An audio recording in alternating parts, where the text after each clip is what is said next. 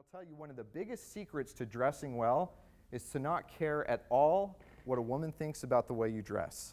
Because if you think about it, so much of what your clothing communicates is what your social status is within your tribe. And we'll talk about tribe a little bit further down.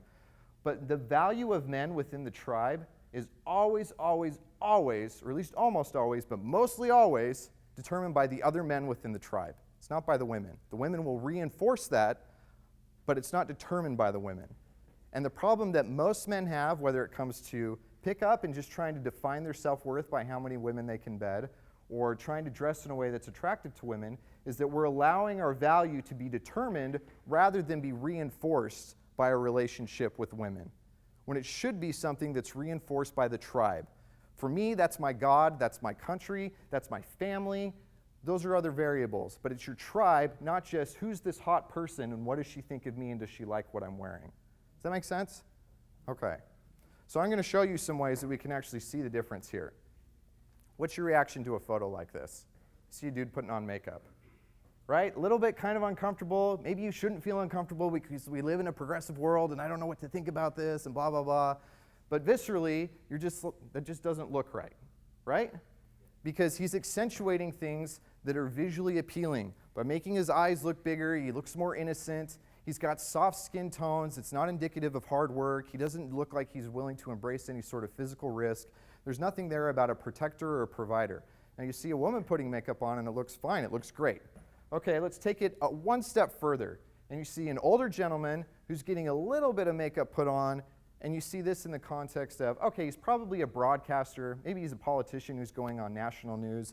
It's not that big of a deal. You can start to see a little bit of the context of it. This is kind of a neutral, right? It's neither good nor bad. It's just making sure that things are good.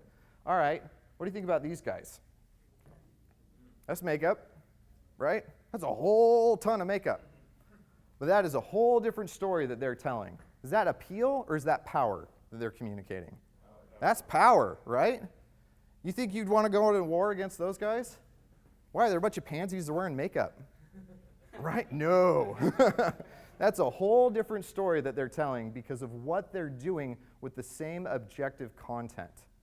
That's the power of style. That's the power of understanding the difference between visual power and visual appeal. These guys are masculine, dominant, intimidating men, as opposed to the guy before that was neutral, the one before that who was effeminate. So that's one of the big differences. All right, let's go a little bit further with this. What do you think? Power or appeal? Appeal, okay. I would say there are a few things in this that are indicative of appeal. You've got all the lacing, right? He's got the tights on, he's got the white gloves, he's got the powdered wig, the mole. This guy does not look like he has ever been anywhere near a day of hard labor, right? Not even close. And even then, when this was culturally appropriate, you think of like the Scarlet Pimpernel as kind of the good balance between this refined dandy versus the rugged individualist who was actually going out and doing things. Even then, this was still kind of a weird way to communicate masculinity. But take this similar outfit to the next level. What do you think? Power or appeal? Yeah, but he's wearing lace. He's wearing skinny pants. He's got a powdered wig on. Why is it power instead of appeal? Colors? Okay. Go ahead. Yeah, the environment. Part of it is that you know who he is and what he's done, right? Part of it is that you know the context of what this man has done and the environment in which he finds himself versus this gentleman over here.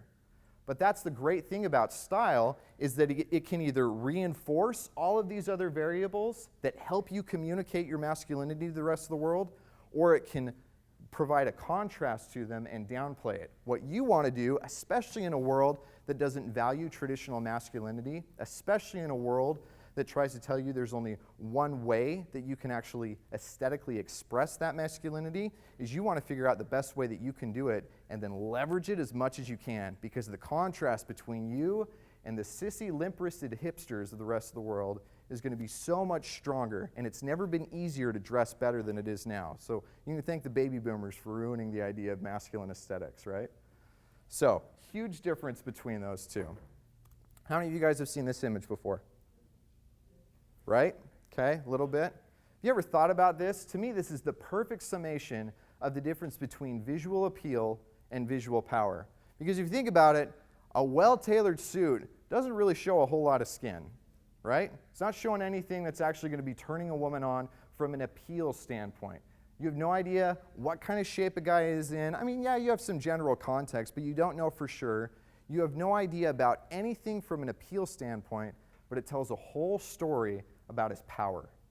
It tells you about his financial situation. It tells you about his social status. It tells you about his social dominance. It tells you about his attention to detail and his level of discipline.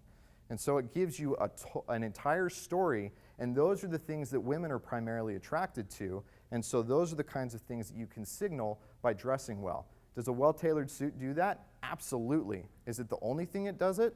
Absolutely not. Otherwise, a well-tailored suit objectively across all time and across all cultures would have been the pinnacle of men's style, and it certainly hasn't been. That's something relatively new and relatively recent. So what does this mean for you guys?